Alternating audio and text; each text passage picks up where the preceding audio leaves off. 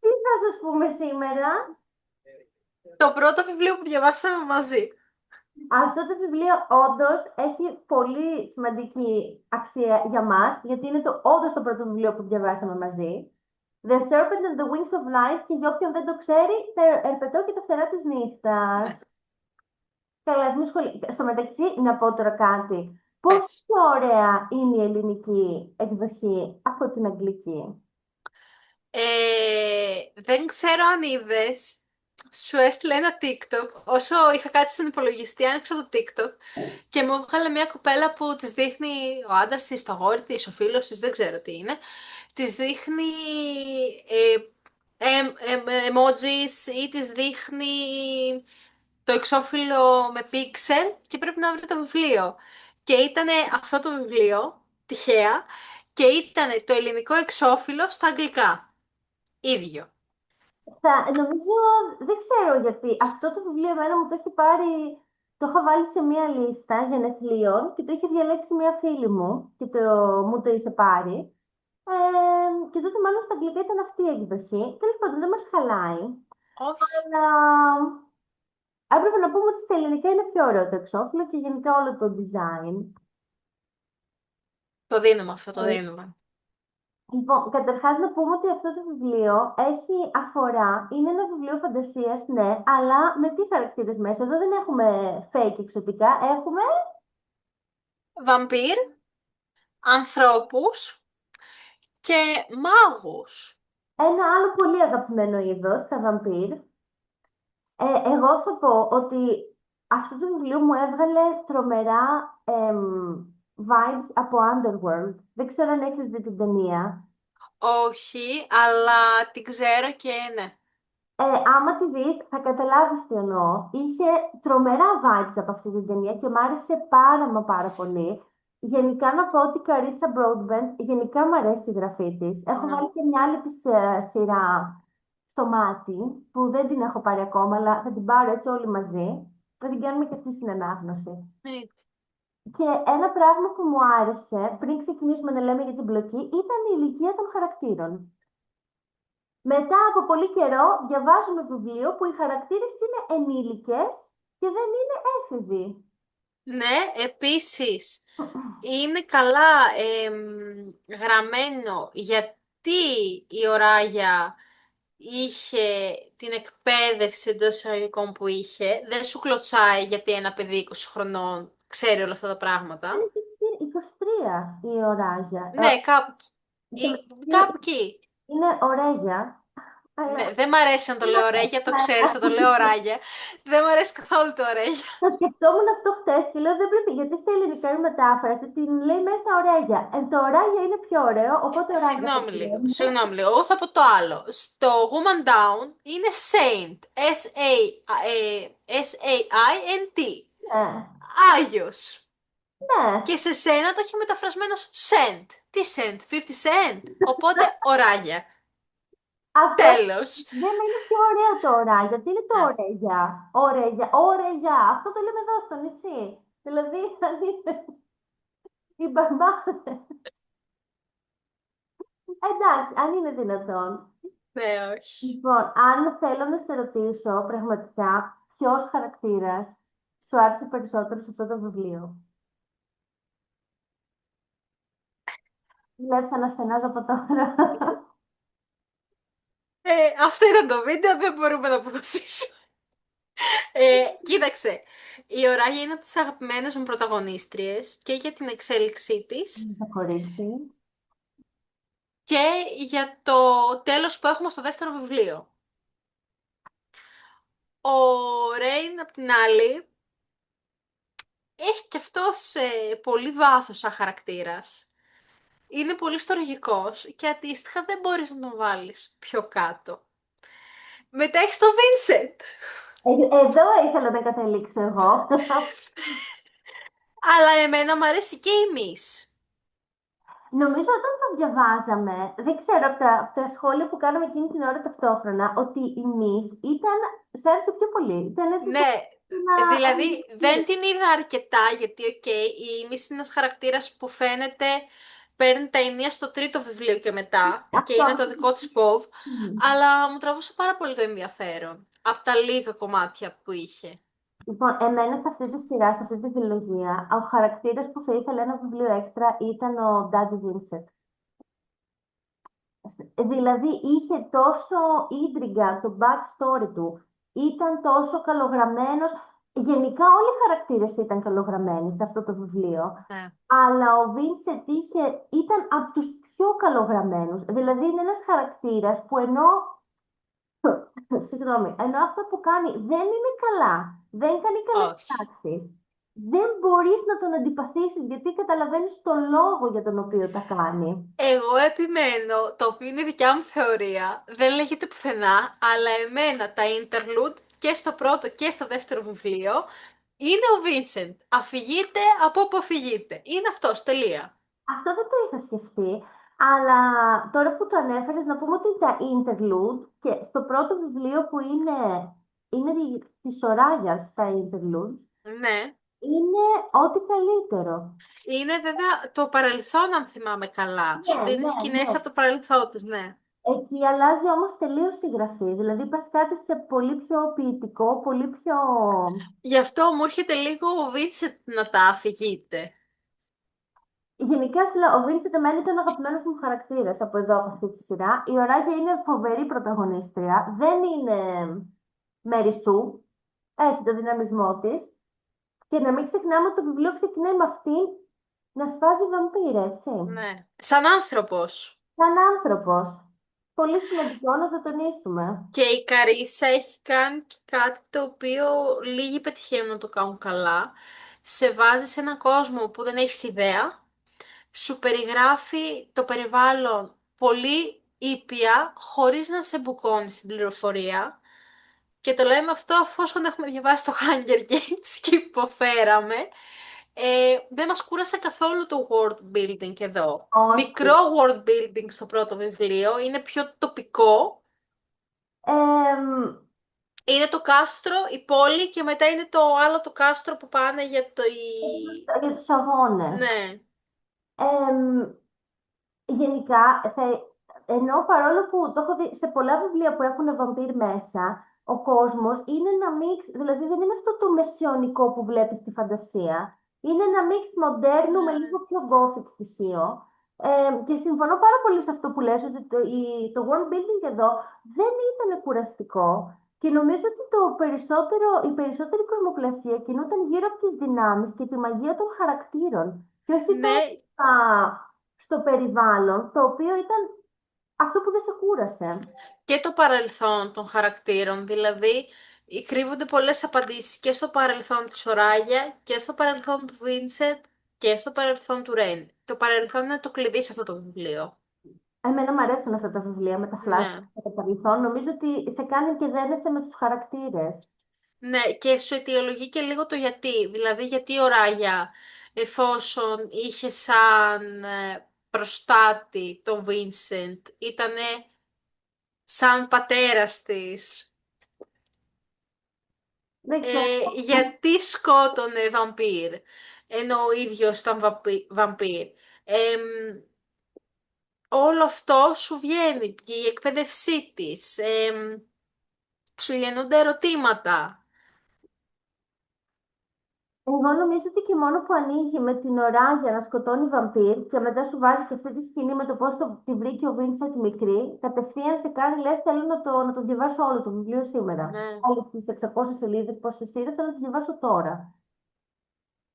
Και μετά σε πάει στους αγώνες. Θα πω ότι παρόλο που το έχουμε δει σε πάρα πολλά βιβλία αυτό με τους αγώνες, ότι στο συγκεκριμένο τέριαζε μέσα. Και Δηλαδή, ήταν και λίγο διαφορετικό. Ήταν ναι, λίγο πιο πολύ σαν trials παρά σαν...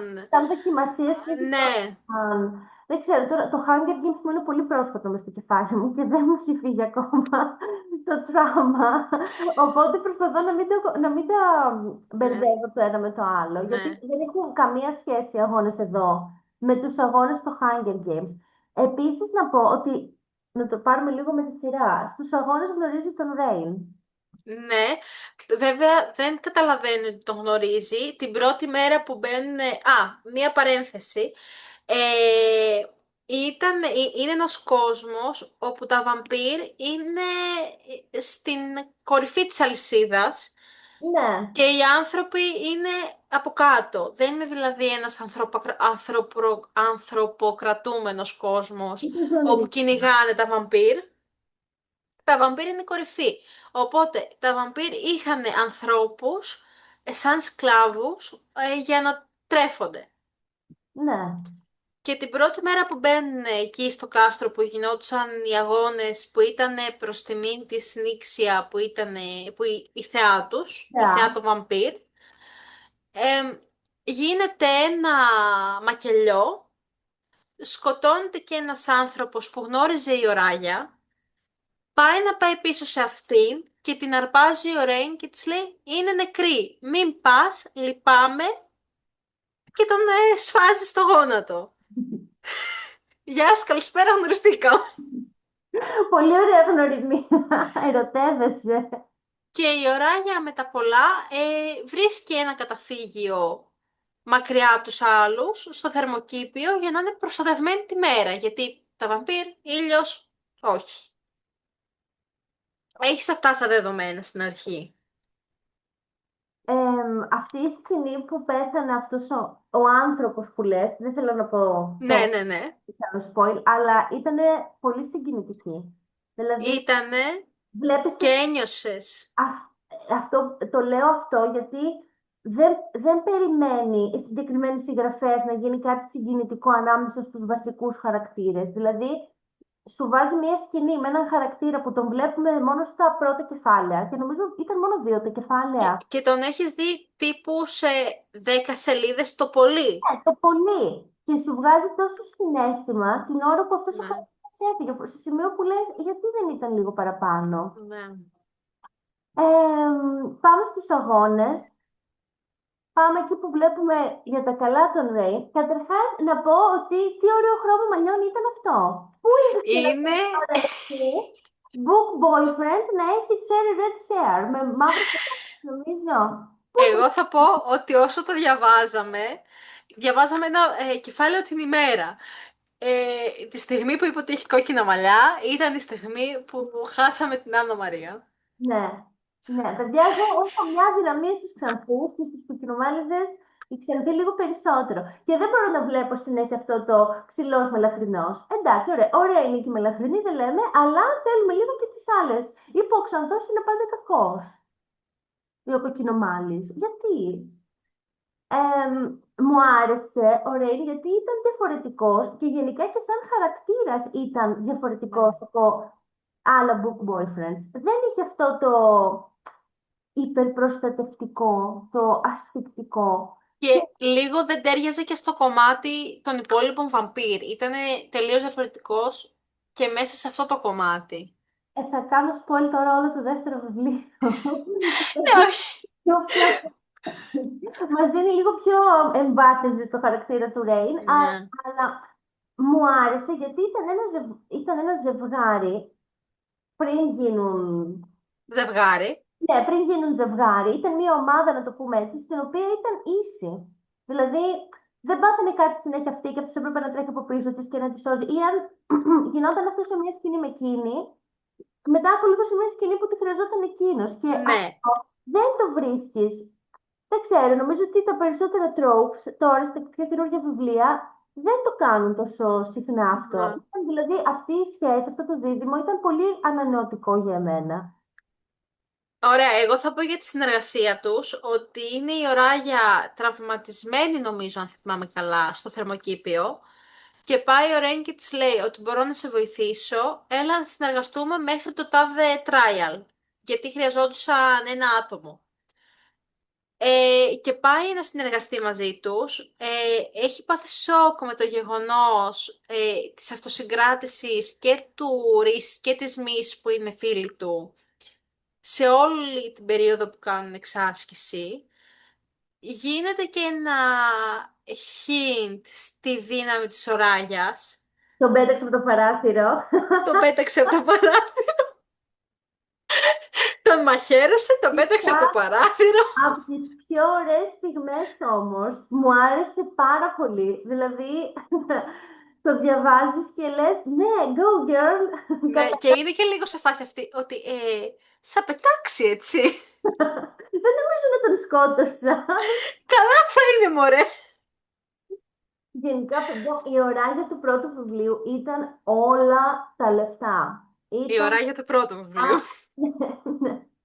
Είπαμε, μην κάνουμε ακόμα spoil. Ήταν τέλεια, ήταν υπέροχη. Ναι. Και εκεί γνωρίζουμε και έναν άλλο χαρακτήρα, όπως είπαμε και πριν, που τον αγαπάς ιδιαίτερα, τη Μης. Τιμής, η οποία δυστυχώς τραυματίζεται άσχημα σε μια επίθεση που γίνεται, για την οποία επίθεση κατηγορείται και ο Ρεν. Ε, και φεύγει κάπως από το βιβλίο, δηλαδή ήταν μέχρι εκεί. Να πω όμως κάτι, θα το ξαναπώ, ότι ακόμα και σε αυτή τη σκηνή που τραυματίζεται η Μης και μετά όντως φεύγει από το βιβλίο, δεν τη βλέπουμε, έδωσε βάρος. Ναι.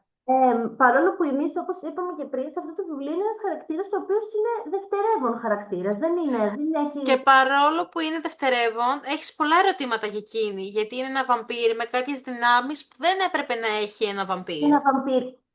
Αυτό ήταν άλλο ένα πράγμα που ήθελα να συζητήσουμε σήμερα, ότι έδωσε βάση στους δευτερεύοντες χαρακτήρες, έδωσε ερωτήσεις και σε αυτούς τους χαρακτήρες, δεν τους πέρασε έτσι απλά να εμφανίζονται όταν τους συμφέρει πλοκή. Και παρόλο που η Οράγια είναι η πρωταγωνίστρια, μου άρεσε και αυτό ότι δεν φοβήθηκε να δώσει παραπάνω δυνάμεις ούτε στη Μης, ούτε στον Ρέιν, ούτε στον Βίνσετ. Και αυτό για μένα είναι καλό, διότι σε αφήνει να διαλέξεις ποιος χαρακτήρας σου αρέσει όντως. Ναι. Δεν θεωρώ, ξέρεις, δηλαδή, δεν θεωρώ ότι όταν διαβάζω ένα βιβλίο πρέπει σόν και να μου αρέσει ο πρωταγωνιστής. Αλλά όταν το μόνο που βλέπω είναι ο πρωταγωνιστής, Μόνο αναγκαστικά αυτός αρέσει, αυτόν. ναι. Ενώ όταν είναι αυτό που είπες πριν, όταν δημιουργηθούν ερωτήματα και για τους δευτερεύοντες χαρακτήρες, δίνεις το ελεύθερο στον αναγνώστη να διαλέξει ο αναγνώστης ποιον θέλει.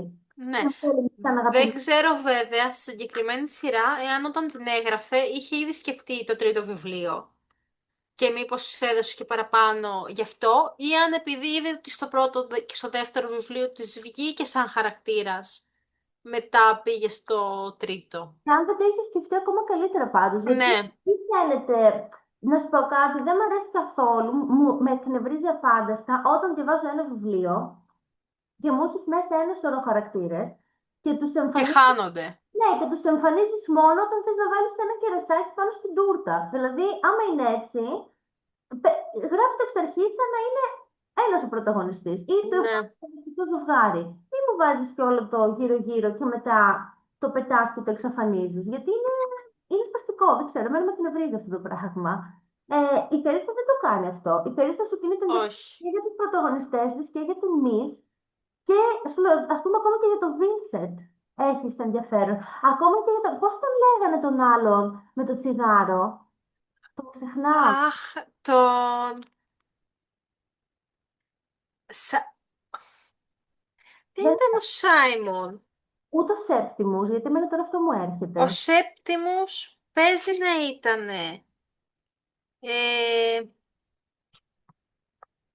Δεν, ένα δευτερόλεπτο. Πρέπει να είναι...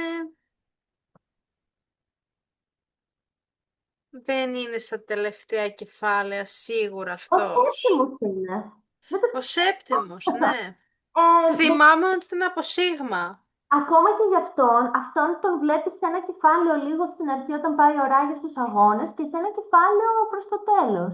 Δύο φορές. Ναι. Ακόμα και για αυτόν σου κινείται ενδιαφέρον. Λες, αλλά τι γίνεται με αυτόν τον χαρακτήρα. Αυτός ήταν από τους χαρακτήρες που με ξεγέλασαν. Τον είχα ψιλοσυμπαθήσει και είχα πει ότι θα έχει άλλη κατάληξη από ό,τι είχε. Ναι. Η αλήθεια είναι ότι στο δεύτερο βιβλίο πολλά πράγματα πιστεύουμε ότι θα είχαν άλλη κατάληξη από αυτή που είχαν. Αλλά Ωράγια, γλυκιά μου. ας μην το... να έχουμε υλικό να κάνουμε βίντεο. Γιατί Ναι, ναι, ναι, ναι. Περιμένεις το τέλος, αλλά δεν περιμένεις και το τέλος. εγώ σε αυτό το βιβλίο δεν περίμενα το τέλος.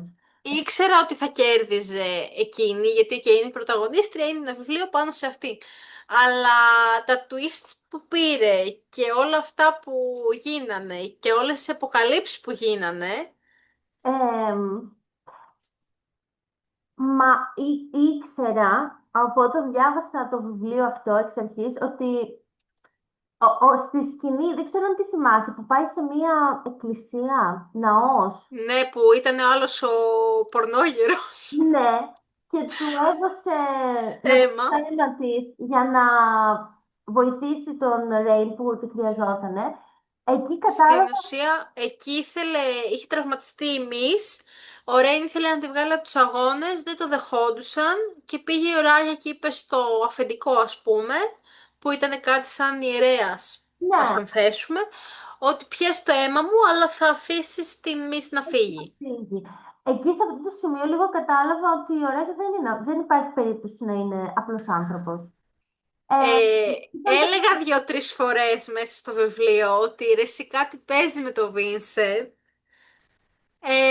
Ήταν λίγο μια φάση ότι όχι μωρέ αποκλείεται, αλλά τελικά τίποτα δεν αποκλείεται σε αυτή τη τίποτα ζωή. δεν αποκλείεται. Ε, Στην αρχή, όπως το παρουσιάζει, το πώς τη βρήκε ο Βίνσεντ, δεν σου πάει το μυαλό. Λες, α, κάτι του έκανε αυτό το κοριτσάκι, μπορεί...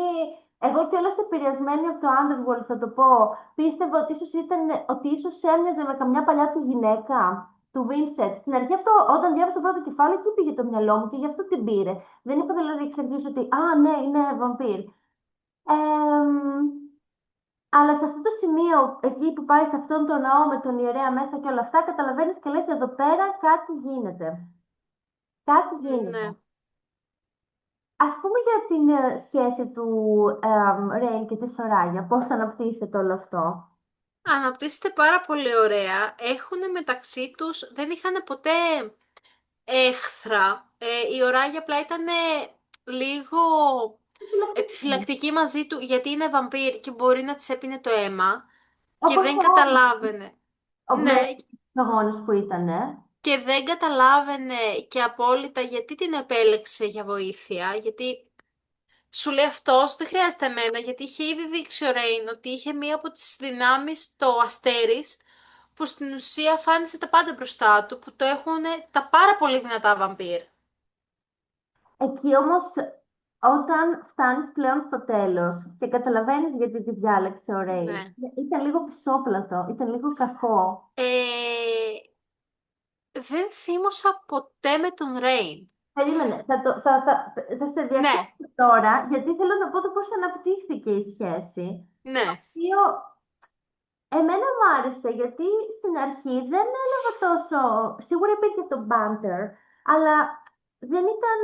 Ήταν ωραίο το φλερτ που κάνουν ένα ναι. στον άλλον και η αγαπημένη μου, μία από τις αγαπημένες μου σκηνές είναι εκεί που την πήγε να πιει μπύρα. Ναι, να πιει την μπύρα που ήταν και καλά στο στέκι των ανθρώπων. Δεν ξέρω, ήταν από τις πιο ωραίες στιγμές μες στο βιβλίο αυτή. Ναι, και τους δίνεται και μια στιγμή κανονικότητας μέσα σε όλο το χάος. Ναι. Και είναι η πρώτη στιγμή κανονικότητας που έχει η Οράγια σε όλη της τη ζωή, γιατί ενώ ήταν άνθρωπος, είχε μεγαλώσει σαν βαμπύρ. Και Δεν γενικά είχε ζήσει με ανθρώπους που να θυμάται. να θυμάται. Και θεωρώ ότι ο Ρέιν σαν... ξέχασα τώρα τη λέξη. Τέλος πάντων, σαν ομάδα, ας πούμε, που ήτανε. Πώς τον λένε αυτόν που είναι στην ίδια ομάδα με εμάς. Συμπαίκτη. Όχι, όχι συμπαίκτης. Και καλά που είναι partner, αλλά δεν είναι romantic partner. Είναι, Α, όχι συνάδελφος. ο partner νομίζω ότι θα το έλεγες. Και ας μην ήταν... Σαν σύντροφο, α πούμε, ωραία, θα το πούμε έτσι. Σαν σύντροφο, λοιπόν, πριν γίνουν couple, ήταν τόσο προστατευτικό όσο έπρεπε. Δεν, Ναι. δεν μου έβγαζε δηλαδή αυτό το αποπνικτικό που το έχω διαβάσει σε άλλα βιβλία και λέω δεν μπορώ, δεν αντέχω. Και είχαν γενικά πολύ ωραίο μπάντερ μαζί με τον Ρέιν. Πριν πάμε στην τελευταία σκηνή. Για πες τώρα αυτό που ήθελες να πεις. Ωραία, από εδώ και πέρα είναι spoiler, γιατί υποτίθεται ότι έχουμε διαβάσει το πρώτο βιβλίο. Δεν μπορούμε να σας το πούμε χωρίς να μην σας κάνουμε spoiler, γιατί αυτό είναι... Οπότε, ναι. Ε, λοιπόν, λίγο για το βιβλίο. για τον κόσμο, ο κάθε αρχηγός βαμπύρ είχε ένα σημάδι πάνω του, που ήταν ότι αυτός είναι ο αρχηγός. Άλλη μια τέλεια λεπτομέρεια αυτό στο μεταξύ. Ναι, Θετική. έχουμε το βράδυ πριν την τελευταία μάχη που ξέρει και ο Ρέιν και η Ορέγια ότι ένας από τους δύο θα πεθάνει. Hunger Games φάση, ναι. Ναι. Κοιμούνται μαζί. Και είμαι τώρα, συγγνώμη, στη σελίδα 475 που κοιμάται αυτός, ο Ρέιν, και τον βλέπει ο Ράγια την ώρα που κοιμάται και λέει «It was worth it to witness him this way». Ναι. Παρ' όλα αυτά δεν τον έκανε πολύ καλά witness, γιατί δεν είδε κάτι στην πλατούλα του. Ένα σημαδάκι. Έβλεπα άλλα πράγματα εκείνη την ώρα. Τέλος πάντων, από μπροστά τον κοιτούσε μάλλον. Εντάξει, ο Ρέιν ήταν άνθρωπος.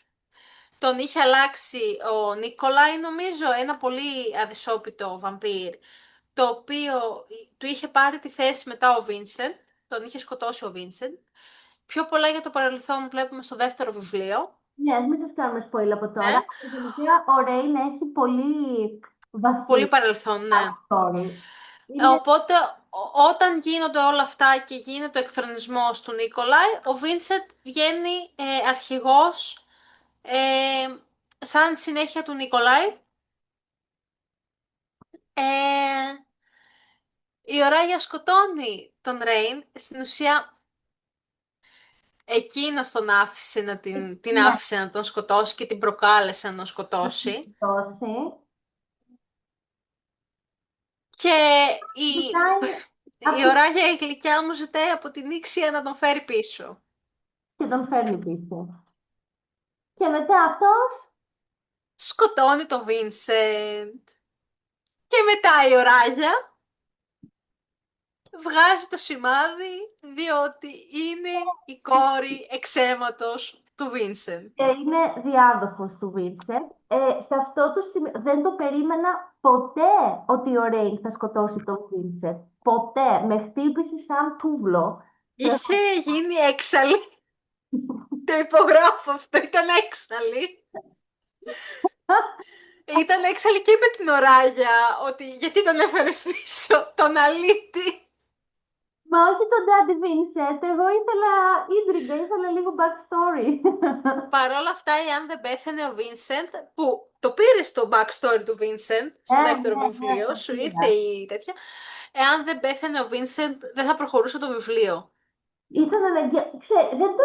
Ήταν το πρώτο σοκ που έπαθα, που λέω, τι σκατά έκανε τώρα, γιατί, για ποιο λόγο. Αλλά μόλις το συνειδητοποιήσω ότι έχει γίνει, καταλαβαίνεις ότι, δηλαδή και τον Ρέιν δεν μπορούσα να τον μισήσω, δεν μπορούσα να τον αντιπαθήσω. Και να πω, Όχι. νομίζω, από τα σχόλια που έχω δει, νομίζω ότι πολλοί τον αντιπαθούν για αυτό το λόγο, τον Ρέιν. Κοίταξε, ο Ρέιν είναι ένας χαρακτήρας που θα θυσίαζε όλο του το σκοπό. Θα θυσίαζε όλους τους ανθρώπους που στηριζόντουσαν πάνω τους για την Οράγια. Γιατί τη στιγμή που τους επέτρεψε να τον σκοτώσει, Το τόση. ήταν η στιγμή που έχασε τα πάντα. Πάντα. Ναι.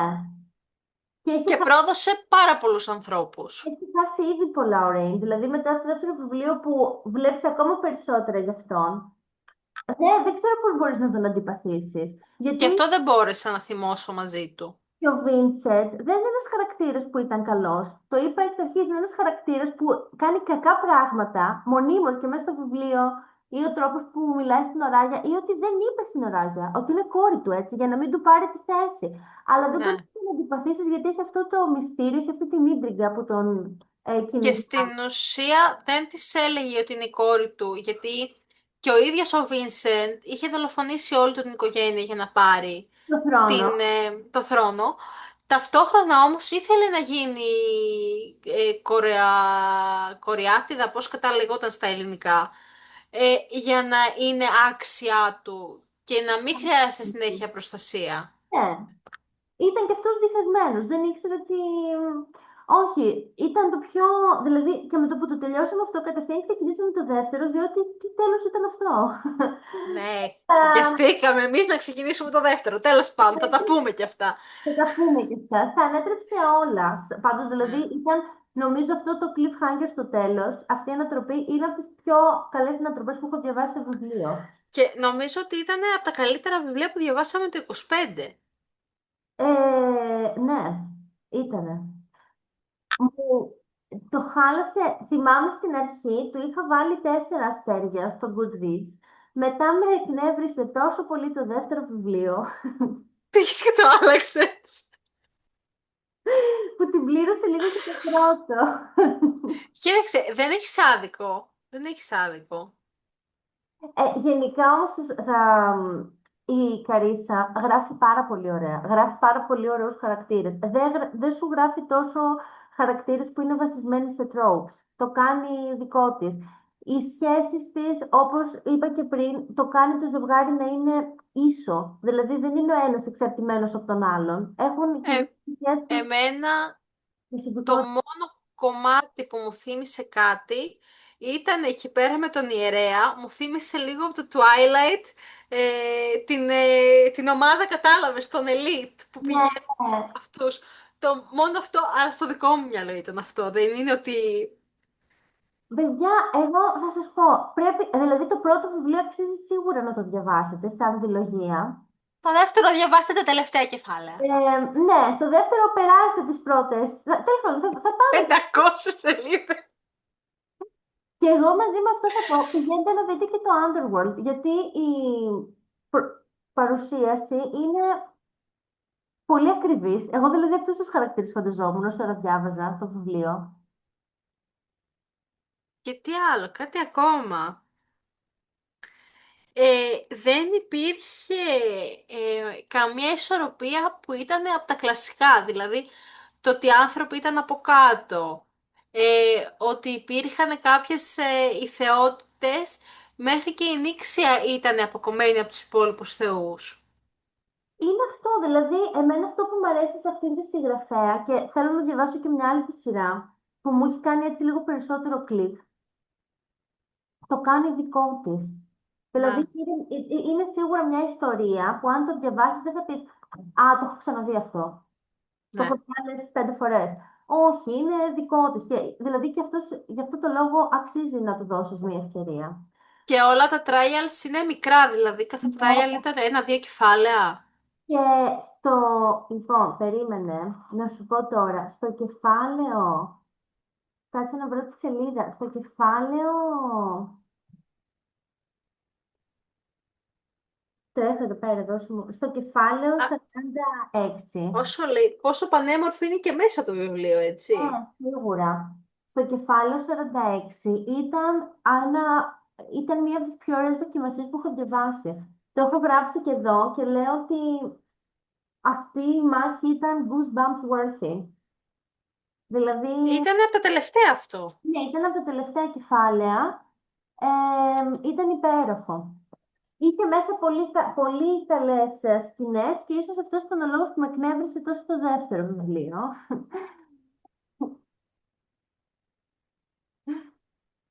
Ναι. Αν εσύ τι βαθμό έβαλες? Εγώ του βάλα 3. Κατέληξα στα 3 με 3,5 αστέρια μετά το δεύτερο. Παιδιά, δεν θυμάμαι, ένα λεπτό.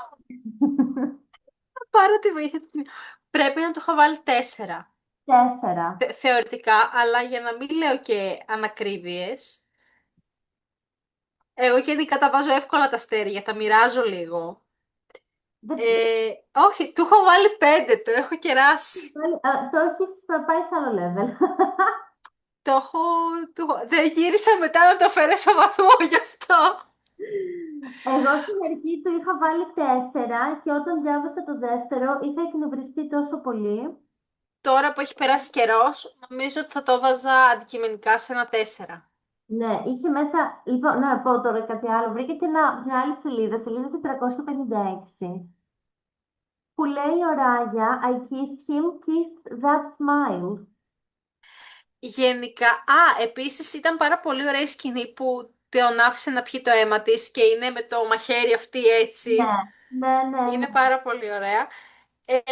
Είχαν πολύ ωραία σχέση μεταξύ τους σε μεγάλο Ναι, βαθμό. ήταν, γιατί ήταν αυτό, γιατί ήταν ένα ζευγάρι που δεν ακολουθούσε κάποιο συγκεκριμένο τρόπο. Δεν ήταν ένα μες του λόγου, Ναι. δεν ήταν αυτό την κυνηγούσε, αυτή δεν τον ήθελε. Ήταν δύο άγνωστοι που συμμαχήσανε μέχρι ένα σημείο στις δοκιμασίες και καταλήξαν να ερωτευτούν. Γι' Και αυτό, τα ερωτικά κομμάτια κατά 90% είναι πιο τρυφερά. ναι, και δεν είχε πολλές σκηνές τέτοιες. Δηλαδή, Μία όχι σκηνή είχε. σκηνή, αυτό. Ε, Α, και όταν της έπινε το αίμα, αλλά αυτό ήταν αντίδραση και καλά ότι όταν το βαμπύρ έπινε αίμα, έριχνε μια ουσία μέσα στον άλλον που προκαλούσε μια άλφα διέγερση και ταυτόχρονα ήταν και το αίμα διαγερετικό και ήταν λίγο... ναι, οκ, εντάξει, δεν ήταν όμως, δεν είχε κάτι. Όχι, όχι. Γενικά, διαβάστε το πρώτο βιβλίο, αξίζει. Είναι πολύ ωραία και οι χαρακτήρες και η γραφή. Θα σας, θα σας πω και για την άλλη σειρά, θα σας πούμε, τη Καρίσα, γιατί γενικά οι συγγραφές αυτοί είναι το ρε παιδί μου, το όχι, εμένα Ναι. μου γράφει. Δεν ξέρουμε στα ελληνικά τη μετάφραση, οπότε αν κάποιος θα διαβάσει τα ελληνικά, ας μας πει Τι πώς είναι η νιώθει, μετάφραση. ή αν το έχετε διαβάσει, θέλουμε πολύ να ακούσουμε εσείς τι πιστεύετε, γιατί σου λέω, εγώ το περισσότερο σχόλιο που έχω δει για τον Ρέιν ήταν κακά σχόλια. Δεν τον συμπαθούμε τόσο. Ναι. Δεν έχει τόσο fan club. Είμαστε εμείς. Είμαστε εμείς, εμάς, δεν θα πω κάτι άλλο. Θα τα πούμε την επόμενη εβδομάδα. Τι θα πούμε, Άννα, την επόμενη εβδομάδα? Νομίζω ότι την επόμενη εβδομάδα ή θα πούμε το Άκοταρ το δεύτερο ή το Hunger Games. Ας πάμε στο άκουτο το δεύτερο, να φύγει το Hunger Games. Γιατί Ναι, δεν. ναι, ναι.